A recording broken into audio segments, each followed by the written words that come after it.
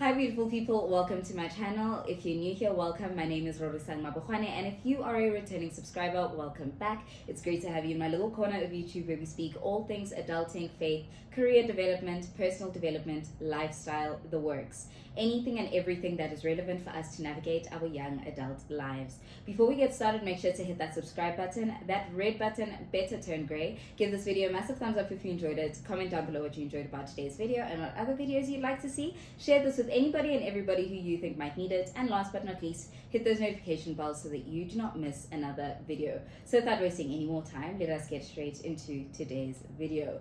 So we're back again with another segment of our Vlogtober career series, and I'm having so much fun, guys. I'm having so much fun. It's exhausting, but I'm having so much fun creating this content for you guys, knowing that it's empowering you guys and educating you guys. And today I've brought in someone who actually works with me. We met at work and we clicked on that first day. She was so warm towards me, and when I started planning this career series, I literally picked up the phone and I was like, babes, I need you. And she said, babes, say less. So we are here. I'm going to give her an opportunity to introduce herself, and then we will get into the meat of today's video. Over to you. Thank you, Rori. Hi, guys. I am Mbali Tyolo. I'm a quantitative analyst for an institution. Actually crazy because whenever I introduce myself, I try not to put my title as part of who I am. Oh, interesting. Yeah, because I don't want to be my job. Of course. But for this purpose, for today, I'm a quantitative analyst for a financial institution. Okay. A bank. And yeah, other than that, I'm just a girl who likes books. Like myself, I always tell you guys to read this channel, by the way. So. Yeah, I'm a lover of books. I'm a lover of stationery. I'm a lover of anything educational. Love it. That's why I was like, you know what? Say let's go. Let's go. Let's go. Awesome. Thank you so much for honoring the invite. And thank you so much for allowing me to pick your brain so we can pour into this audience as well. So yeah, we are going to get into the meat of it. As she mentioned, she is a quantitative analyst. And I'm quite sure a lot of you guys are already asking yourselves. Listen, I know my mom watches my channel and she's sitting there asking herself, what is a quantitative analyst? Sure. You know what? A few years ago, when I saw this job title, I was just like, what? When's it? Like, what is this? Yeah. But basically, if Google will say a quantitative analyst is somebody who uses their mathematical statistics and some of the logistical reasoning skills to pretty much come up with models, come up with decision-making tools for institutions, different financial institutions. And basically that's what we do. We use our method stats to create quantitative models and tools that help the banks to make decisions. Okay. That makes a lot of sense with how you've explained it, because if you think about it, even at school, they'll say, base your answer off of qualitative information or quantitative information. That makes sense, you know. So essentially they're using numbers to just help come up make with decisions. a simple calculator. If you think about it, I'm not sure about the simple parts, but hey. You know, I try to explain it to because even to this day, my family doesn't understand what I do, and it's fine. I work in the bank. Yeah, that's it. Yeah. But in simple terms, think about the calculator. Yeah. That Casio calculator you have at the back of it. True. Something is happening. You are that something. Is we created it. Love it. Love it. That makes sense. Also, now that you're speaking about families and us saying that we work at banks, one thing about our family, guys, they'll be like, I'm trying to open an account. Please help. I don't work in that section of the bank. I think most of the time we undermine how big of a universe any industry is. True. You just think when somebody says, you know, I'm a chartered accountant, you're just like, okay, all the accounting stuff, auditing, it's you. You got me. And then they're like, nah, I it's don't not do that. Like that. Like, what do you mean? What do you do? You know?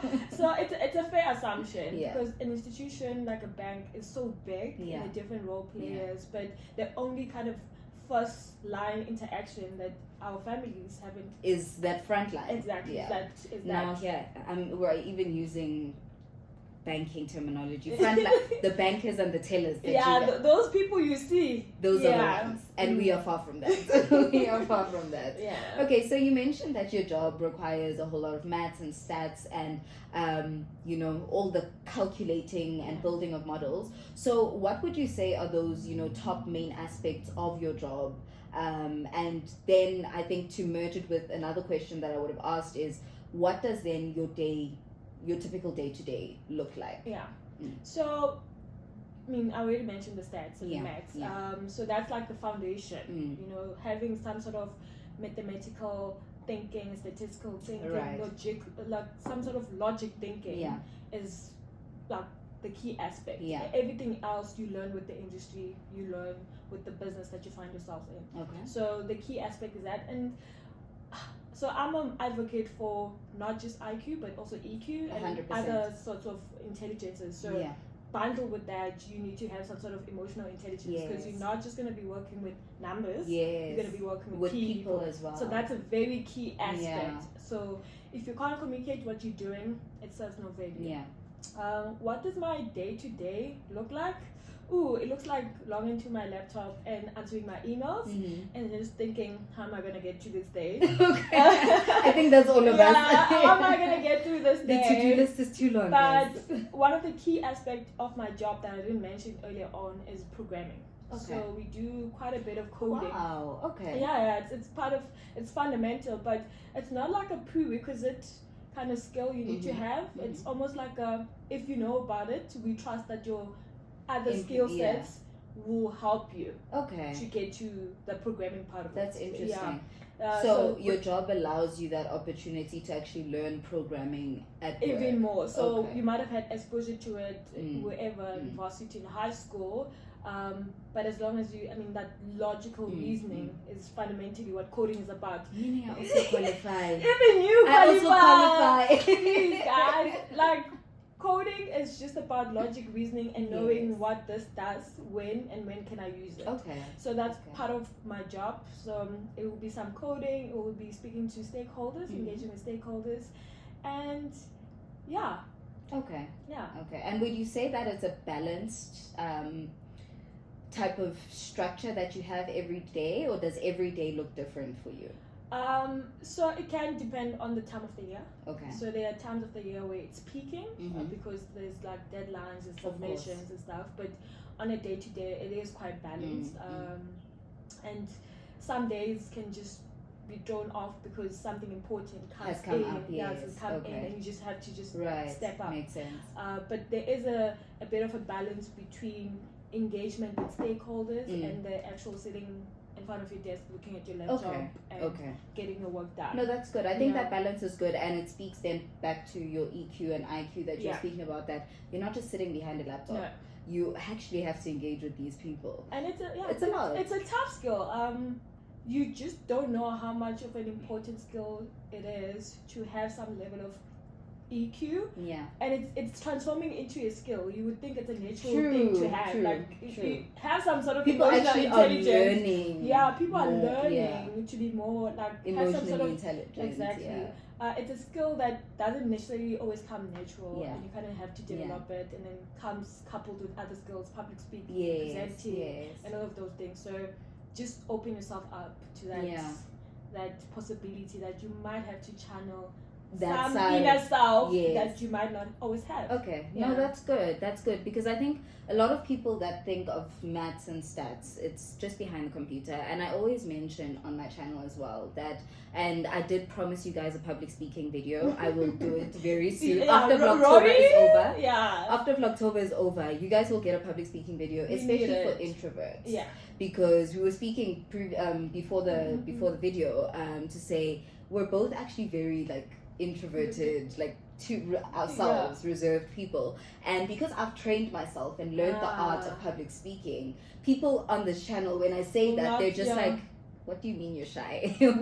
What do you understand? So it's very important, especially in the corporate space, and especially as young people or young professionals. In order to be taken seriously, you need to be able to vocalize yourself.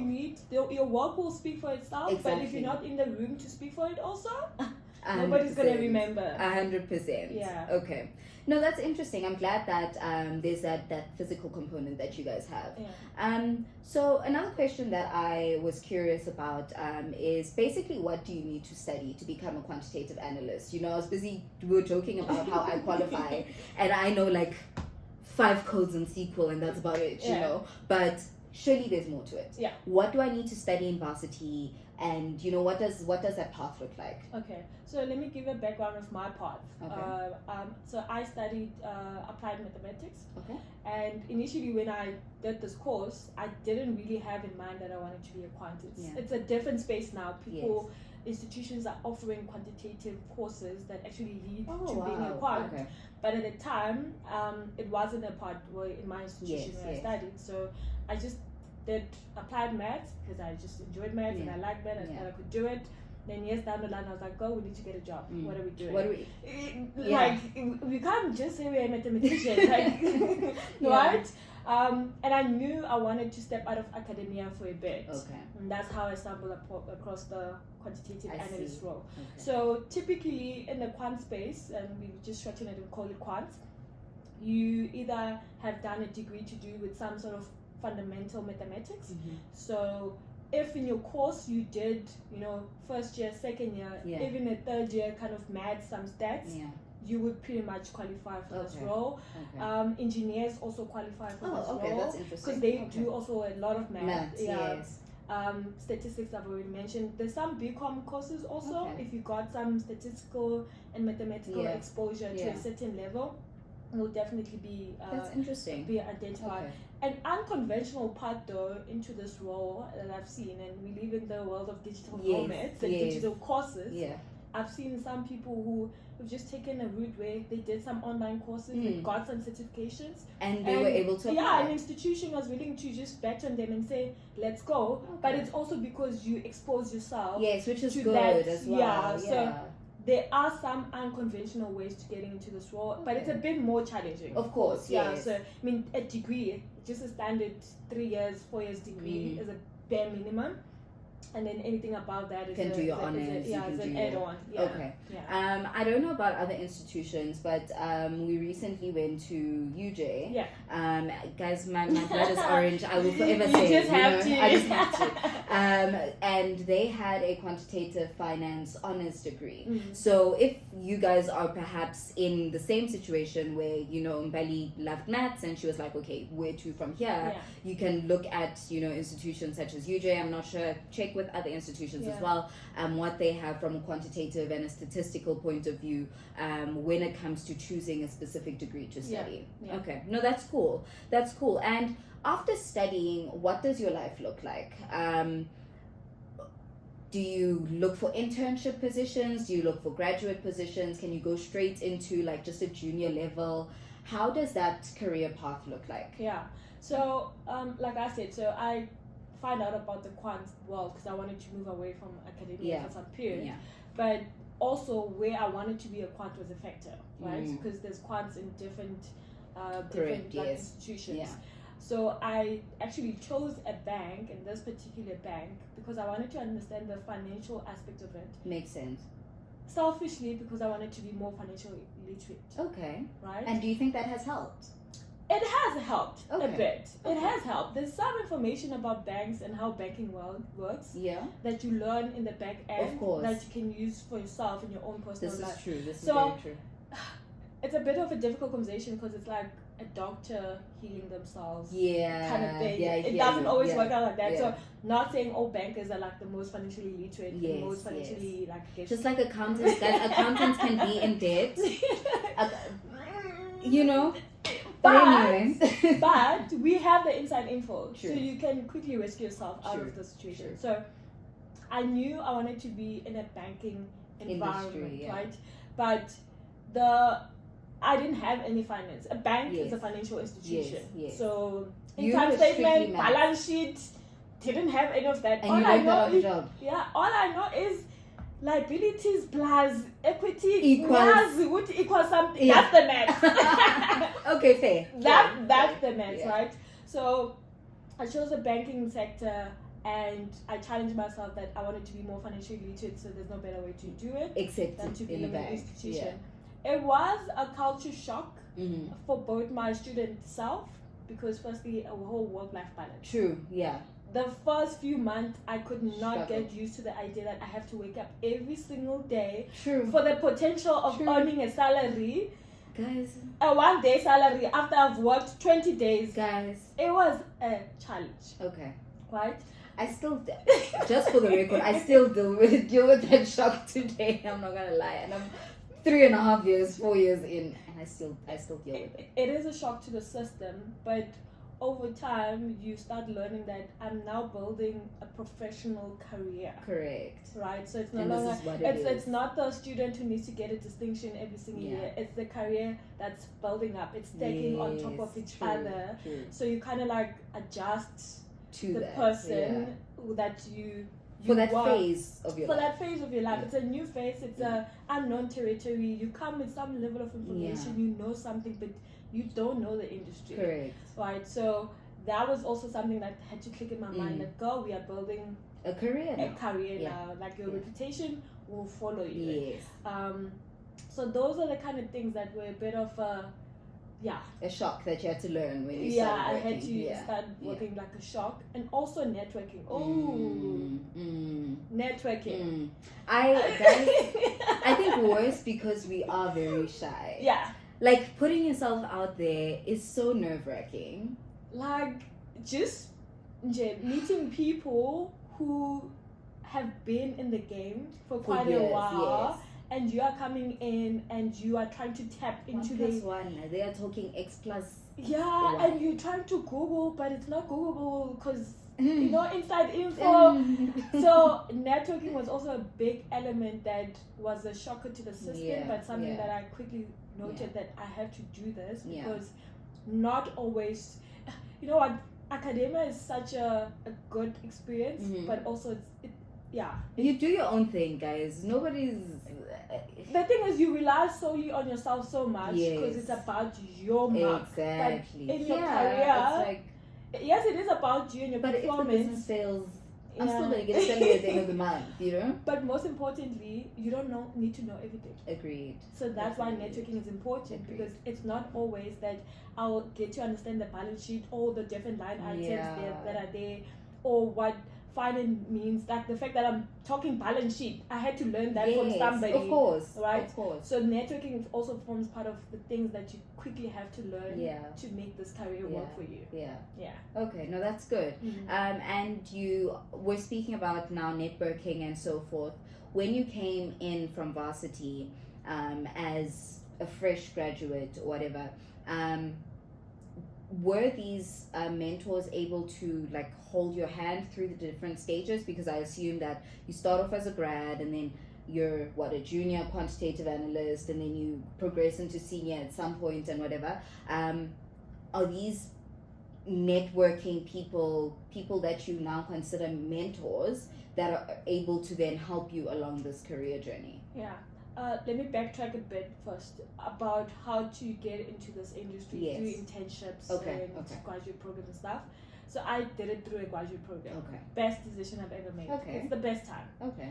It's a time between learning as much as you need to learn about the industry, but still being treated like a. We understand that you don't know. We understand that Yeah. you don't know, so we don't expect much of you. Yes, Like, yes. do the work. Yeah. You know, you're not making coffee, well, at least in my world. No, we were yeah, not, no, we thank were you. not photocopying and making. Yes. You were part of the people, but there was Mm. almost like that layer of understanding. Agreed. So I would highly recommend anybody who wants to test out this career, try a graduate program Or an internship. or an whatever, internship yeah, and stuff. It's a good way to tap into this world and see if you really want to do this. yeah. Okay. But the value of mentorship and people to carry you through is So when I came in, because I came in through a graduate program, it's standard that you Oh, have nice. a You buddy, get a, okay. and that's why I'm like nice. graduate program because they already like kind of set things up Yeah, for you. They're yeah. like, you know what, we want you to enjoy this We're setting experience. you up for They success. package it very nicely. Of course. You know, of course. give you information overload. So yeah. the mentor that I had at the time eased me through the hardship of being an overachiever and being hard on myself because I wanted to learn everything fast. Yeah. You know that A student academia self. Yes. It's like I need to know everything at once. So like, relax. Hold on. It's a day at a time. Yeah, it's a career. You're building it one block at a time. And it's better to learn the foundations than to rush through the process. Because that's beautiful. Exactly. So that was the value of having mentorship, is that they pace you nicely and they can give you that sort of comfort to make you understand that you're not alone in this journey. And you don't have to learn everything all at once. And so mentorship or some sort of buddy, some sort of coaching. I mean, coaching is like next level. But it's just always good to have anybody in your space who has been in the field longer than you that and has walked through that fire. That when you are about to walk, they know exactly. They're like, you're gonna make it through. You'll be fine. Don't worry. I did it. I'm alive. Exactly. But just prepare your mind. The mindset. Pace yourself nicely. And know you're gonna get to the other side.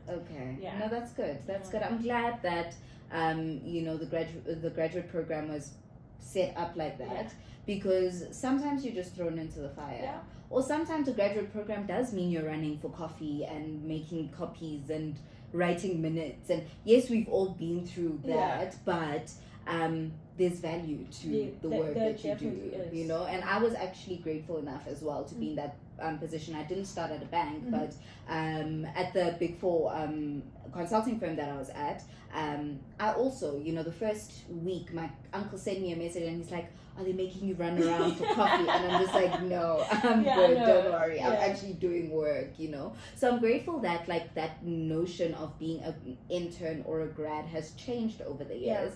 That it's not just someone who you guys can abuse. You're actually going to be part of the valuable work that is being done. It's quite important to know that that's not experienced across the board. So if you find yourself in a similar position, you can challenge that. I really want to just be more than a person who sits in and listens to you. Can I be involved? Can I write the dates? And do not undermine some of the small things, like doing minutes, for instance. You learn a lot. You learn a lot. So much. So the journey might not be all roses and confetti at the beginning, but ensure that you gather as much about whatever you have to do as possible, that when you leave that space, you can still utilize it to your advantage. No, that's very true. That's very true. And I'm actually true testament to that, because I was a junior from 2021 until middle of 2023. Then I got promoted to senior associate. And for those, that time, I was doing a lot of the admin stuff, the minutes, doing research for presentations, all of that stuff.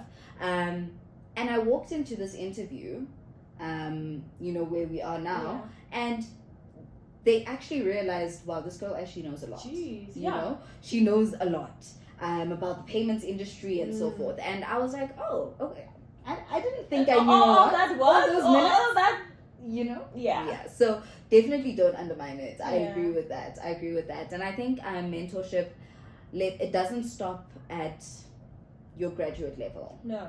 I think in every phase of your career, you need a different type of mentor, or maybe even the same mentor, because your mentor is also growing while you grow as well, right? So either the same mentor or a variety of mentors for different things, and I actually find myself in a position where I have a spiritual mentor for my faith, and then I have an academic mentor, I have a work mentor. And I find and for me it happens because I was part of the Alan Gray Orbis Foundation. The prestigious. no guys. But for me, that's how I got my mentors, right? Because it's part of the program. It's part of the program. And every year I would meet someone new, and it's for that specific phase of where I'm trying to take my career in that point in my life. So I don't take mentorship for granted. I really don't. Something else about mentorship that I learned, because we spoke about being shy and awkward and stuff. Approaching people the first time is daunting. Like, do I write a long email? Do I ask how you are? Or do I say, I hope you are well? I'm an overthinker, so I'll write that email and then delete. It will sit in your drafts for for a whole 6 months. But something I've learned is virtual mentorship.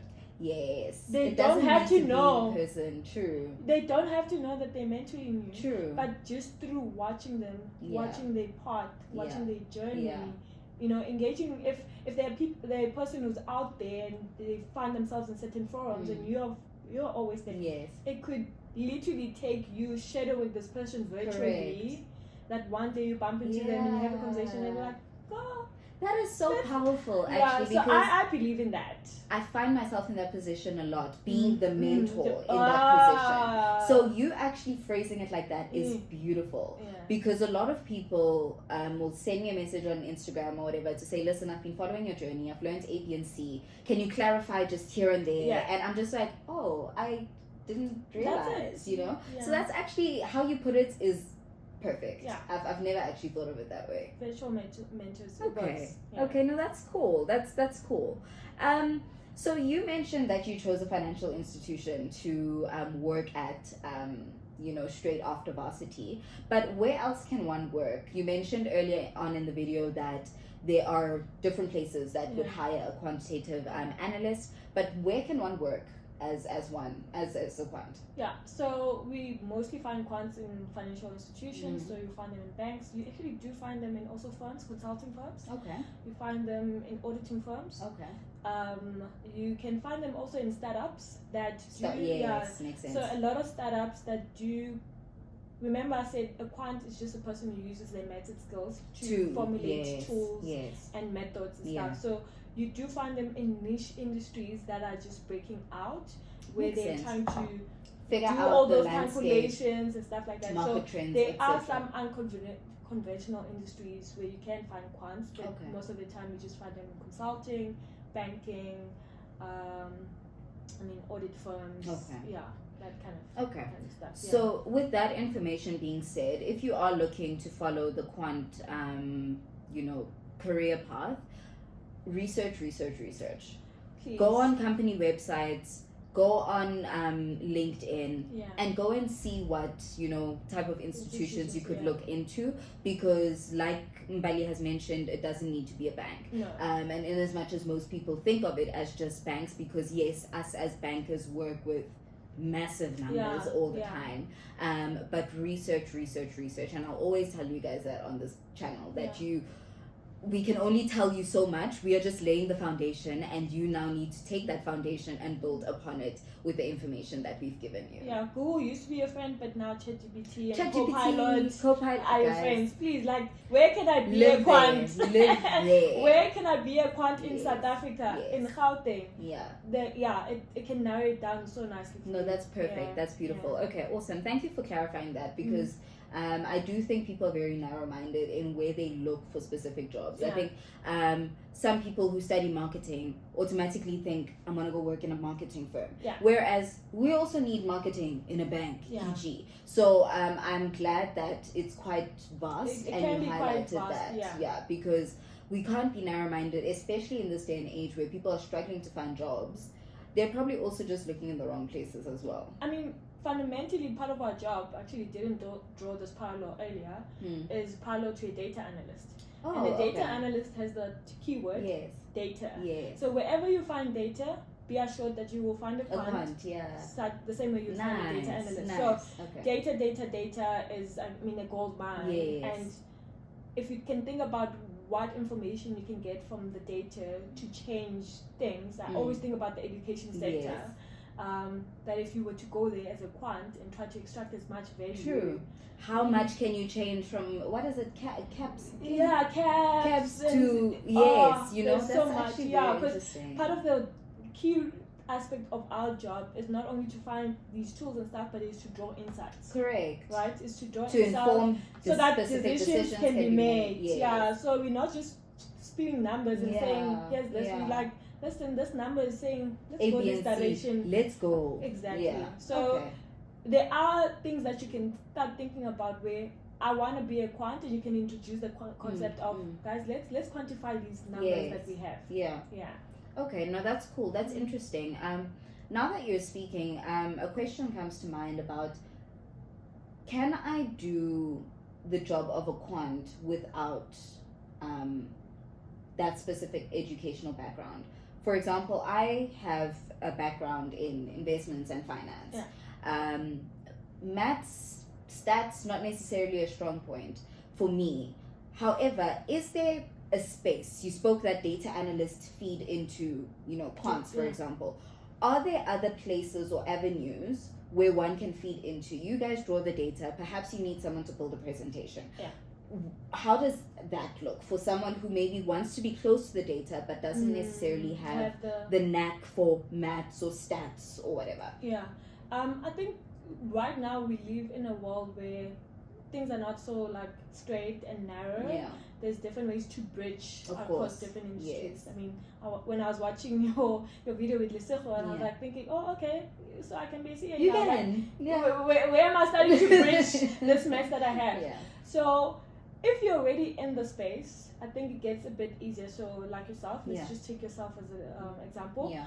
If I can expose you to the committee of the quant, so the community that we have, you'll quickly learn some of the concepts about what there is in the quant industry, and you can get closer into maybe not only shadowing us but doing some of the work with us, and then essentially you learn you on can the job, easily convert to being a quant. But hopefully, let's cover show to next week. One day when I say, listen, I'm a quantitative analyst, guys. But there's also other avenues. I've seen people do, certifications, your CFAs, your FRMs. So those are also different avenues. So those actually do kind of level you up in the same level where you can apply for the same job as me if you have that CFA. Okay. So there's also those, so you can get different kind of certifications outside of what you have, just to bridge a bit of the information level, the foundation that you have. Okay. Just to say, listen, I come with mostly this, but I know this as well. I've had exposure to this, and I've had experience with this. No, that's good. This speaks about now. Back to networking, back to shadowing. You're already within the space. You know who to speak to. You know who you want to kind of get exposure to. Can ask them to rope pick up you the in. phone, Just like, please rope me in. Can I just see what you're doing and stuff? And over time, you learn the stuff along the way, and you're also then able to speak like a quant, act like a quant, and be one eventually. Literally, if you speak like one, act like one. Listen, you're part of us. You're part of us. Okay, that's cool. That's great. I think the reason I asked that is because, like for someone like myself, where it's not that my maths is horrible, but I haven't looked at maths since varsity, and thinking of now to start maths from it's scary, it's daunting. So I think the fact that you can learn on the job, and if you are exposed to those right networks, you are able to then tap into specific jobs, even if you didn't qualify straight from school. At least there's a way. Because I mean, like I said, it's just more exposure into understanding maths and stats and some logic. It's not that it's heavy. Like on that you're not gonna be. You're not gonna be differentiating here, integration. Thank you, because I haven't seen that stuff since. We're not doing that, but we're saying it's important to understand 1 plus 1. Okay. Yeah. And when 1 plus 1 is put as x plus x, you must still know what to do. Agreed. It's more of that, right? I mean, I can think now of like a computer science degree, for instance. They do mostly the coding part and a bit of maths, right? But they still qualify because we do coding. We still want that logic, reasoning, thinking. You think about engineers, they can be doing chemical engineering, which is mostly chemistry and stuff. But in that context of what they do, there's a lot of logic, reasoning, and a lot of adding numbers, and a lot of doing some quantitative stuff. So pretty much, if you can find yourself being exposed to a world of thinking logically and being able to formulate things, whether it be formulas, and being able to want to code the stuff, because part of the job is also automation, and automation is through coding. Okay, now that you're speaking about automation, and this is actually a question that's going to come up in a video that was going to come out today. You guys are, I don't know when you guys are going to see this, but it's coming when you see it, now with the rise of AI, machine learning, all of that, how does the future of your guys' jobs and your field look like? You know what? There's constant question about AI and all these machines and robots replacing human beings, guys. personally, I think you will always need the human element 100%, yes. And what makes you almost a sought after employee, even in the world of AI and stuff, is being able to interpret exactly how the AI got to the information. I see. So you give AI some information, you give me that information, I can tell you like, okay, I understand how. Because at the end of the day, you need a human being to explain to execs, to whoever. We're not going to get a robot sitting with a CEO and a CFO and like reading through stuff. You need a human being so that when I ask the questions, it can a human being would respond and say and stuff. So there is a bit of a change in mindset in terms of trying to understand exactly what happens and how in the background of these models. There's a whole term called the black box, where you are able to use, the machine learning, the AI, the generative tools that are there. But if you don't understand how they got there, then you blindly, you blindly trusting a car to drive itself. True. Which, I mean, yes, it's happening. It's great, listen, but like... I mean, Tesla is driving itself. If it decides but if you don't know how to drive, you have to get there and drive. If you don't know where gear 1 and gear 2 is, that car, you see. So it's kind of that narrative that, yes, you can automate stuff, but when it's not working, or when it chooses to make a certain decision, can you interrogate and can you find out exactly what happened? Because you can't blindly trust that because it's a robot, it's right. It's right. Yes, so that's where we also like go wrong. So that's quite it's quick and easy information, but I mean, even with using ChatGPT for school and stuff, you need to double check it. They'll lie to you, Yes, read the sentence because sometimes the 1 plus 1 doesn't make sense sometimes, right? Yes. So I've seen it with even I like using these tools, and I'm like, hey, create something for me and put these words. Yes. And then it adds an extra A. And it's like, wait, I didn't ask for an extra A. Exactly. And I'm like, but what does this have to do? But that human is needed to say, nah, that's not how it's supposed to look. Okay, that's interesting. And I love that answer because by the time this video goes up, the actuarial science video would have gone up. And I asked the same question where I was like, listen, you guys work with stats, you guys work with maths and all that data. What does it look like? And your guys' answers are exactly the same. Jeez, exactly the same. So I'm glad that AI and digitization of all of the digitization that's taking place around us will not eliminate us completely. It might make our life easier.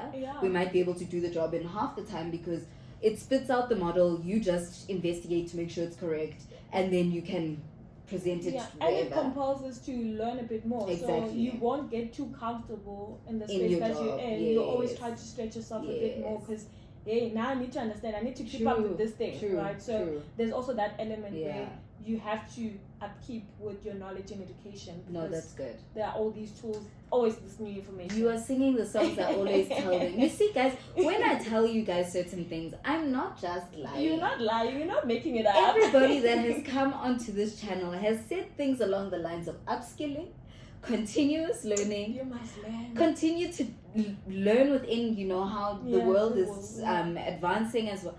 I always say those things, and you guys are like, no, Rori, but... Here we go. Exhibit A. Exhibit A. Okay. One of the last few questions I want to touch on before we go, because I know as young people we have lifestyles to maintain. Yay. We have clothes that we want to wear. We have cars that we want to drive. What is the entry level salary? And you can provide a range. You don't necessarily have to give a specific number, but what is that entry level salary for someone who is fresh out of school, perhaps in their graduate program, and wants to see what will my budget look like? What am I working with? Yeah. So I can speak about at the time of when I started, but also kind of knowing the figures currently. So anywhere, I think I would say in the 300s to the 400s is like a bare minimum good starting range. So 300k, 400k. Right now probably should be upper 400k as a starting.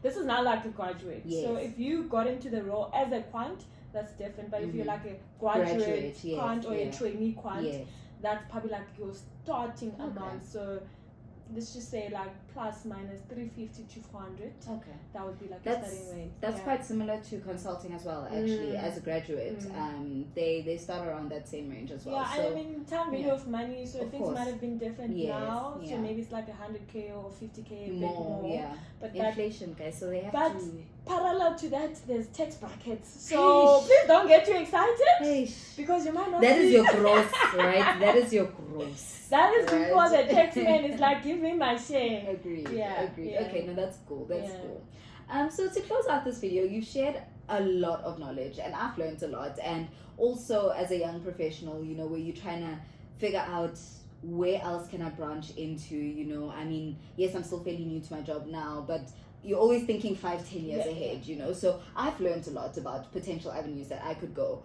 But for anybody else that is out there. Number one, what traits do you think they should look out for in themselves when it comes, because not anybody can just come in and you know become a quant. So what traits can they look out for? But in parallel to that, what advice would you give to anyone who is starting out their journey within the quant space and is feeling very discouraged because maybe the work is quite hard and they're not grasping it as quickly as they wanted to, and they basically feel quite despondent at the moment? So what advice would you be able to give to them? Cool. So character traits within yourself. So outside of the academia, technical stuff. So outside the technical stuff, let's say you've ticked all those boxes, you know you're good to go. I think work on expanding yourself outside of your self-defined personality, right? So especially if you potentially like me, where you think, you know, I'm inward, I'm more of an introvert and stuff like that. Start working towards challenging that personality and don't bottle it all in and say that's just who I am, right? So I'm speaking from that perspective. If you're out there, if you're outgoing, listen, corporate is for you. The rest of us here, we have to work at it. If you're outgoing, you can sit there with the big bosses and challenge them. That's great for you. But for most people who, I guess, study the kind of degree that I did, I know we're quite, you know, reserved, very quite, reserved stuff. So firstly, I would say challenge whatever personality type that you think you are. So if you think you're an introvert, that's great. But you need to push outside that box, you know. I used to think, listen, my comfort zone is there for a reason. I built it. You know, it wasn't a comfort zone that just landed. I created the zone. You appreciate and that. now you're telling me I must live outside it. Like, correct. What was the whole point of building? I don't know. Who told you to build? Let's start there. But the reason I speak about the comfort zone, because I hate the saying, but it's so true. Life does actually begin outside your comfort zone. So that is to say, please just stretch yourself a bit further. Have a challenge to say, you know what, every year I'm just going to challenge myself to speak in a room of 100 people. And do it, close your eyes, close your ears, do it, move past it and be like, that's an achievement, well done. That's an achievement, well done. The more you do, the more you refine. It's an iterative process. So firstly, just move outside of those self-imposed limitations and confined limitations.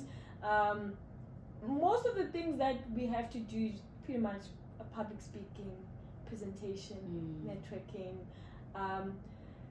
some sort of emotional intelligence. I know we spoke about it being a skill, you know. If you have to do those surveys or those courses, those trainings, those readings, that say, hey, am I do I have sympathy? Am I kind and stuff? So think about those things. And what advice would I give anybody who's already in the space and they're just like, yo, this is not for me? It's a lot.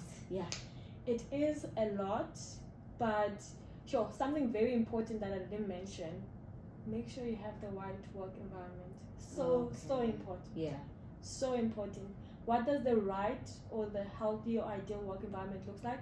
It looks like being pushed outside of your boundaries, but through a safety net. So you know. Oh, that is so profound. You know, it's too high for me to jump, but there's a net. That is now your manager, the people around you. They just down there waiting for you to fall to catch you. They know it's too high. They know you don't have the swimming skills. But they like, just come. Jump into the deep end. We've got you. We've got you, right? So make sure you have the right working environment that is willing to push you outside of. It always works, because the kind of person that I am now is because somebody believed that you can do it, man. Yeah. Just do it. I'm Yeah. like, I can't. They're like, You you can. You know. And look, you've grown exactly. and done well for So, yourself as well. Please find an ideal work environment that always Yes. pushes you, and have people around you who have bigger aspirations for yourself than your own. Like, you might think, I'm not capable of this, but have that person to say, you are.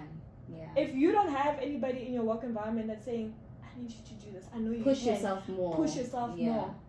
Maybe it's a reason to interrogate if you Sure. really should be there. You shouldn't be the only one reaching for yourself. Yeah. Because it's a self and internal motivation is really good. It's really good, yes. But it doesn't, like, sometimes it doesn't end there. You need somebody around you. You need somebody to pull you and say, I believe in you. You can do it. Let's go. So I would say interrogate your work environment. Make sure you have a community of people, especially immediate people, the people you go to work with every single day. You guys are struggling together, so you guys exactly. need to build Those that. are the people that are gonna make or break your foundation of a career in this industry. And also, just, you've got this. You're never alone, and nobody knows it all. Something that actually we have to remind myself. I'm just like, I need to learn. Hey, the edge is moving. Very similar. I need to move. Like, my man is like, go chill. I don't even know some of this stuff, and I'm like, but I want to know. You know. So just believe that you are capable of being in that space and learning what you need to learn, but more than anything else, keep a community of people around you that you can tap into when you don't know something. And those will be your pillars of knowledge and strength. You know, my manager used to speak about, you know, depth knowledge and broad knowledge. It's not always the case that in every different skill you have both. You have the broadness and the depth. So try to keep, you know, different people. I can rope Rori in there when I need to learn the depth of this topic. I can rope somebody in there when I need to learn about. Just give me a broad overview of how the bank works. And you know who to tap to. So keep engaging with people. Put yourself out there, even when you're just like, I hate it. I always attend social events, and then afterwards I'm like, yo, come on. You need a good night's rest after. You just like, please scratch that day from my life, God. I shouldn't have said that. So challenge yourself more, and this is now speaking from my own, like, who I am as a character, a person, and keep different people, keep the CAs around you, keep the branch, somebody. I have relationship with people I have no business having relations with, but listen, I'm in the product space. You have no business. Like, we have no but I looked at your title, I was like, do I even know what this thing does? But I'm like, whatever it is, it's helping them. Exactly. Let's go. You know. So keep a vast, you know, diversify the people you have around you. Don't concentrate yourself too much on just that one thing, because it might, you know, some conversations like that can spark something in your mind. Like I said to you. To be like, I think I wanna tap into whatever this is. I want a piece of it. So that's the kind of general advice I'd give someone who's already in the space. Awesome. Thank you so much. Thank you, Rori. This was an incredible conversation. I learned a lot. We might see maybe 1 day, 2 days from now. Listen, but when Rori is like a big executive, remember this video? I was sitting next to her. No, but you poured out your heart, and I'm so grateful for the insights. Not just for me to learn, because I learned a lot, but also for the audience as well. So thank you so much. Thank you for also honoring the invite. As I mentioned at the beginning, you had no business. No business. Yeah. But yet you still said, listen, Rori, I'm going to come and I'm going to educate your people, and I appreciate that so much. Higher and higher. Let's expand this world and let more people tap into the universe that we've seen. Yes. I think more people can come into the party. So I guess we're just making the circle bigger. Of course. No, thank you. Thank you for the invite. Awesome. And thank you to everyone that watched. If you are still watching at this point and you guys haven't subscribed. You're a real one. Well, Subscribe. But it's you free. Really are a real one. It's free, guys. If you guys didn't know, subscribing is free. Yeah. We are on the road to 5,000 subscribers. So listen, we are pushing, and let's keep that family growing. Keep sharing this information with everyone else that you think it is necessary for. And if you haven't watched the previous Vlogtober career series videos, do yourself a favor and actually go and watch them. You will learn a lot, as much as you learned now. you will learn a lot there as well. So with that, we've reached the end of today's video. Thank you so much once again, Mbali, for being with us. Don't forget to comment, like, subscribe, and share this with anybody and everybody in your circle. With so much love and so much light from me to you. Have an amazing rest of the day. Stay safe and God bless. And I will see you on the next segment of the Vlogtober Career Series. Bye, guys. Bye.